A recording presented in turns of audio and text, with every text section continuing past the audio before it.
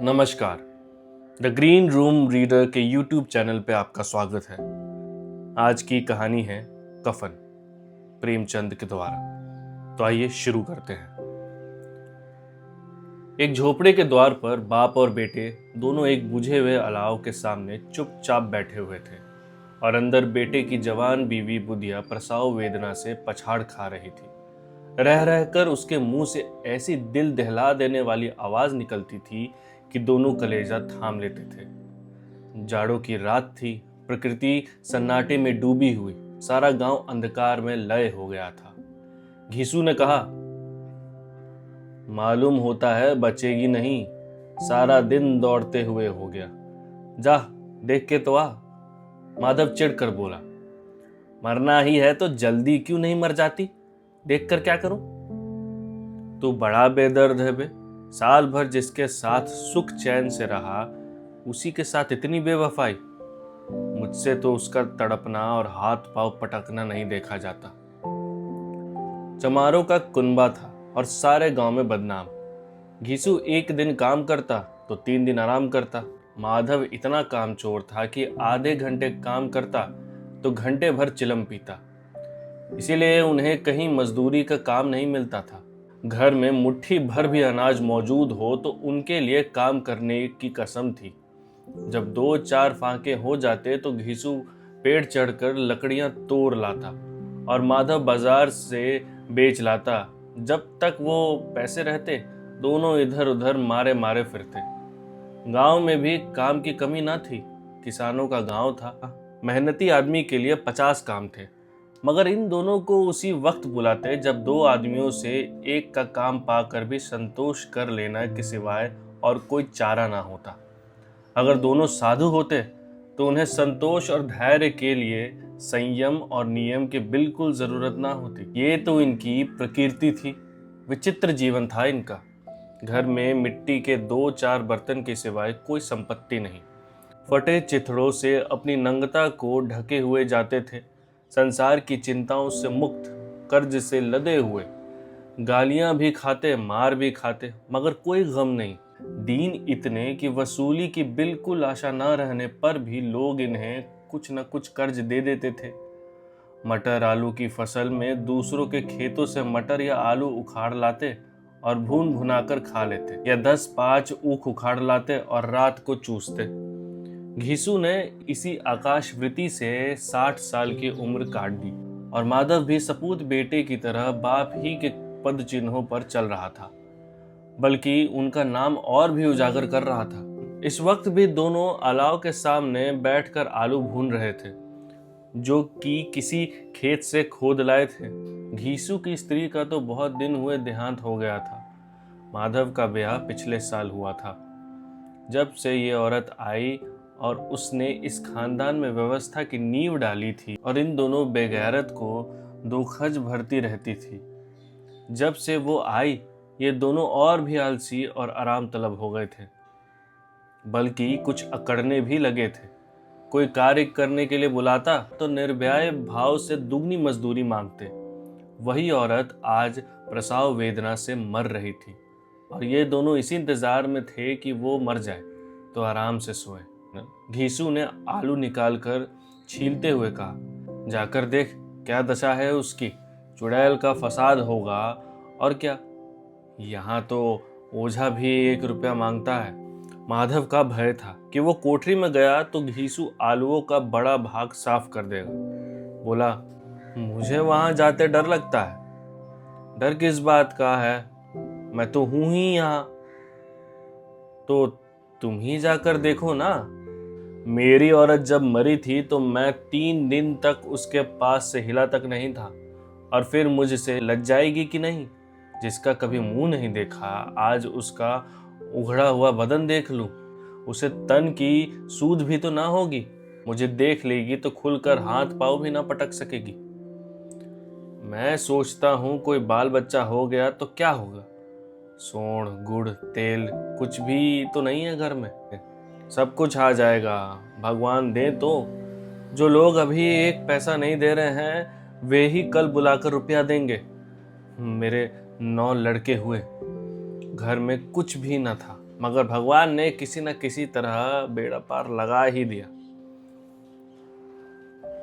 जिस समाज में रात दिन मेहनत करने वालों की हालत उनकी हालत से बहुत अच्छी न थी और किसानों के मुकाबले में वे लोग जो किसानों की दुर्बलताओं से लाभ उठाना जानते थे कहीं ज्यादा संपन्न थे, वहां इस तरह की मनोवृत्ति का पैदा हो जाना कोई अचरज की बात न थी। हम तो कहेंगे घीसू किसानों से कई ज्यादा विचारवान था और किसानों के विचार शून्य समूह में शामिल होने के बदले की बैठक बाजों के नियम और नीति का पालन करता। इसीलिए जहां उसकी मंडली के और लोग गांव के सरगना और मुखिया बने हुए थे, उस पर सारा गांव उंगली उठाता था। फिर भी उसे ये तस्कीन तो था ही कि अगर वो फटे हाल है तो कम से कम उसे को किसानों की सी जी तोड़ मेहनत तो नहीं करनी पड़ती और उसका सरलता और निहरता से दूर लोग बेजा फायदा तो नहीं उठाते। दोनों आलू निकाल निकाल कर जलाते जलाते खाना खाने लगे। कल से कुछ खाया नहीं था, इतना सब्र ना था कि ठंडा हो जाने दे। वहां उसे ठंडा करने के लिए काफी सामान थे, इसीलिए दोनों जल्द जल्द निकल जाते। हालांकि इस कोशिश में उनकी आंखों से आंसू निकल आते। घीसू को उस वक्त ठाकुर की बारात याद आई जिसमें 20 साल पहले वो गया था।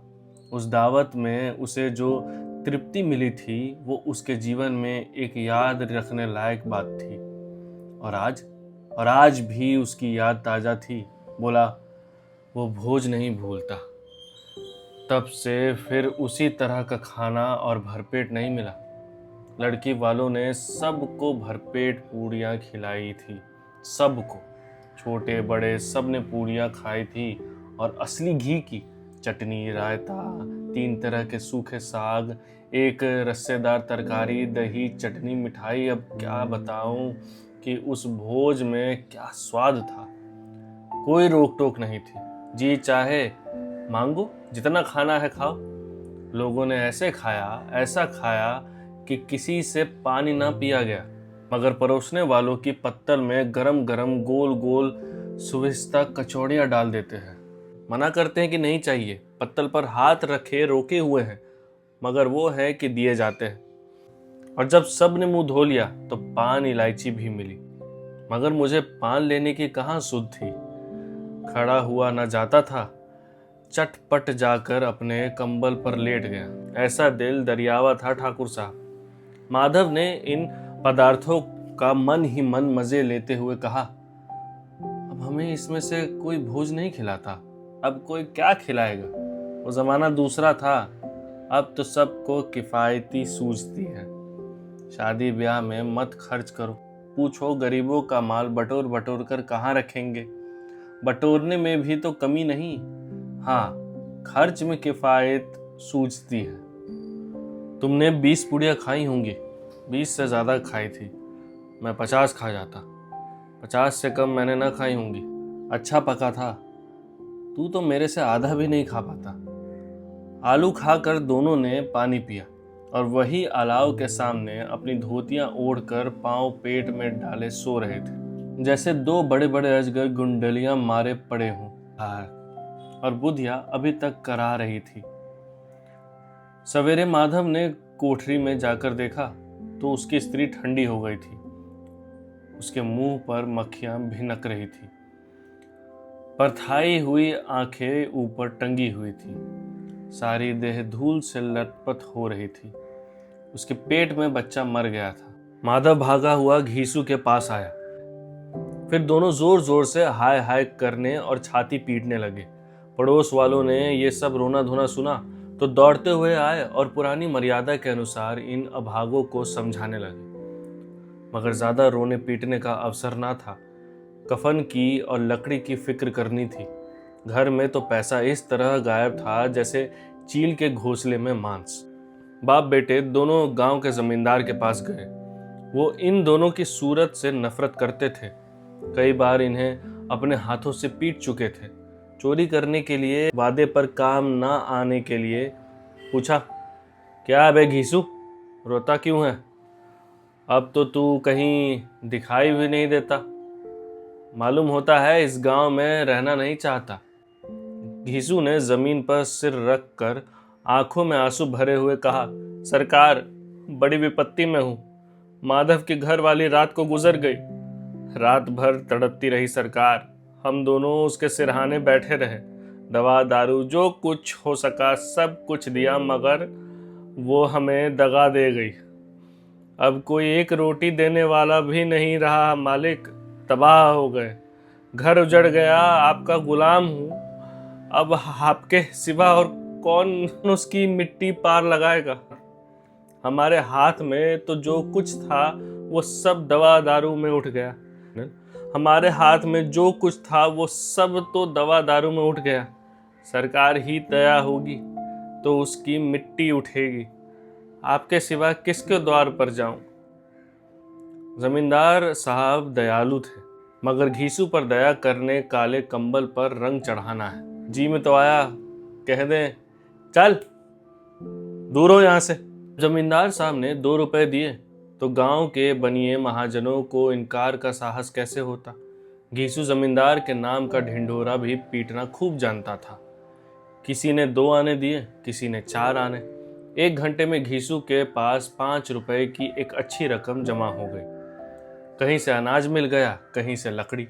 और दोपहर को घीसू और माधव बाजार से कफन लाने चले। इधर लोग बांस वांस काटने लगे। गांव की नर्म दिल स्त्रियां आ आकर लाश देखती जाती थी और उसकी बेकसी पर 2 बूंद आंसू गिराकर चली जाती थी। 3 बाजार में पहुंचकर घीसू बोला, लकड़ी तो उसे जलाने भर मिल ही गई है, क्यों माधव। माधव बोला, हाँ लकड़ी तो बहुत है, अब कफन चाहिए। तो चलो कोई हल्का सा कफन ले ले। हाँ और क्या, लाश उठाते उठाते रात हो जाएगी। रात को कफन कौन देखता है। जिसे जीते जी तन ढकने को चीथड़ा भी ना मिला, उसे मरने पर नया कफन चाहिए। कफन लाश ही के साथ तो जल जाता है और क्या रखा रहता है। यहीं 5 रुपए मिलते हैं तो कुछ दवा दारू कर लेते। दोनों एक दूसरे के मन की बात ताड़ रहे थे। बाजार में इधर उधर घूमते रहते। कभी इस बाजार की दुकान पर गए, कभी उस दुकान पर। तरह तरह के कपड़े, रेशमी सूती देख मगर कुछ जचा नहीं। यहाँ तक कि शाम हो गई तब दोनों न जाने कैसी देवी प्रेरणा से एक मधुशाला के सामने जा पहुंचे और जैसे किसी पूर्व निश्चित व्यवस्था से अंदर चले गए। वहां जरा देर तक दोनों असमंजस में खड़े रहे। फिर घीसू ने गद्दी के सामने जाकर कहा, साहू जी, एक बोतल हमें भी देना। इसके बाद कुछ चिखौना आया, तली हुई मछली आई और दोनों बरामदे में बैठकर शांतिपूर्वक पीने लगे। कई कुजियां ताबड़तोड़ पीने के बाद दोनों सुरूर में आ गए। घीसू बोला, कफन लगाने से क्या मिलता है, आखिर जल ही तो जाता है, कुछ बहू के साथ तो ना जाता। माधव आसमान की तरफ देखकर बोला, मानो देवताओं को अपनी निष्पातपा का साक्षी बना रहा हो। दुनिया का दस्तूर है, नहीं लोग बामनों को 1000 रुपया क्यों दे देते हैं। कौन देखता है परलोक में मिलता है या नहीं। बड़े आदमियों के पास धन है, फूको। हमारे पास फूकने को क्या है, लेकिन लोगों को जवाब क्या दोगे। लोग पूछेंगे नहीं कफन कहाँ है। घीसू हंसा अबे कह देंगे कि रुपया कमर से खिसक गए, बहुत ढूंढा मिला नहीं। लोगों को विश्वास ना आएगा, लेकिन फिर वही रुपए देंगे। माधव भी हंसा। इस अनपेक्षित सौभाग्य पर बोला, बड़ी अच्छी थी बेचारी, मरी तो खूब खिला पिलाकर। आधी बोतल से ज्यादा उड़ गई। घीसू ने 2 सेर पूरियां मांगी, चटनी, अचार, कलेजियां। शराब खाने के सामने ही दुकान थी। माधव लपक कर 2 पतलों में सारे सामान ले आया। पूरा 1.5 रुपया खर्च हो गया। सिर्फ थोड़े से पैसे बचे रह गए। दोनों इस वक्त इस शान में बैठे पूड़ियाँ खा रहे थे जैसे जंगल में कोई शेर अपना शिकार उड़ा रहा हो। न जवाबदेही का खौफ था, न बदनामी की फिक्र। इन भावनाओं को उन्होंने बहुत पहले ही जीत लिया था। घीसू दार्शनिक भाव से बोला, हमारी आत्मा प्रसन्न हो रही है तो क्या उसे पुण्य ना होगा? माधव ने श्रद्धा से सिर झुकाकर तस्दीक की, जरूर से जरूर होगा। भगवान तुम अंतर्यामी हो, उसे बैकुंठ ले जाना। हम दोनों हृदय से आशीर्वाद दे रहे हैं। आज जो भोजन मिला वो कभी उम्र भर ना मिला था। एक क्षण के बाद माधव के मन में एक शंका जागी। बोला, क्यों दादा, हम लोग भी एक न एक दिन वहां जाएंगे? यीशु ने इस भोले भाले सवाल का कुछ उत्तर ना दिया। वो परलोक की बातें सोचकर इस आनंद में बाधा ना डालना चाहता था। जो वहाँ वो हम लोगों से पूछे कि तुमने हमें कफन क्यों नहीं दिया तो क्या कहोगे? कहेंगे तुम्हारा सिर। पूछेंगे तो जरूर, तू कैसे जानता है कि उसे कफन ना मिलेगा? तू मुझे ऐसा गधा समझता है? 60 साल क्या दुनिया में घास खोदता रहा हूँ, उसको कफन मिलेगा और बहुत अच्छा मिलेगा। माधव को विश्वास ना आया। बोला, कौन देगा? रुपया तो तुम चट कर दिए, वो तो मुझसे पूछेगी। उसकी मांग में तो सिंदूर मैंने डाला था। कौन देगा? बताते क्यों नहीं? वही लोग देंगे जिन्होंने अब की दिया। हाँ, अब की रुपया हमारे हाथ ना आएगा। ज्यों ज्यों अंधेरा बढ़ता था और सितारों की चमक तेज होती थी, मधुशाला की रौनक भी बढ़ती जाती थी। कोई गाता था, कोई डींग मारता था, कोई अपने संगी के गले लिपटा जाता था, कोई अपने दोस्त के मुंह में कुल्हड़ लगाए देता था। वहां के वातावरण में सुरूर था, हवा में नशा। कितने तो यहाँ आकर एक चुल्लू में मस्त हो जाते थे। शराब से ज्यादा यहाँ की हवा उन पर नशा करती थी। जीवन की बाधाएं यहाँ खींच लाती थी और कुछ देर के लिए ये भूल जाते थे कि वे जीते हैं या मरते हैं, या ना जीते हैं ना मरते हैं। और ये दोनों बाप बेटे अब भी मजे ले लेकर चुस्कियां ले रहे थे। सबकी निगाहें इनकी ओर जमी हुई थी। दोनों कितने भाग्य के बली हैं। पूरी बोतल बीच में है। भर पेट खाकर माधव ने बची हुई पूरियां का पत्तल उठाकर एक भिखारी को दे दिया, जो खड़ा इनकी ओर भूखी आंखों से देख रहा था। और दोनों के गौरव, आनंद और उल्लास का अपने जीवन में पहली बार अनुभव किया। यीशु ने कहा, ले जा, खूब खा और आशीर्वाद दे। जिसकी कमाई है वो तो मर गई, मगर तेरा आशीर्वाद उसे जरूर पहुंचेंगे। रोए रोए से आशीर्वाद दो, बड़ी गाढ़ी कमाई के पैसे हैं। माधव ने फिर आसमान की तरफ देखकर कहा, वो बैकुंठ जाएगी दादा, बैकुंठ की रानी बनेगी। घीसू खड़ा हो गया और जैसे उल्लास की लहरों में तैरता हुआ बोला, बेटा बैकुंठ में जाएगी। किसी को सताया नहीं, किसी को दबाया नहीं, मरते मरते हमारी जिंदगी की सबसे बड़ी लालसा पूरी कर गई।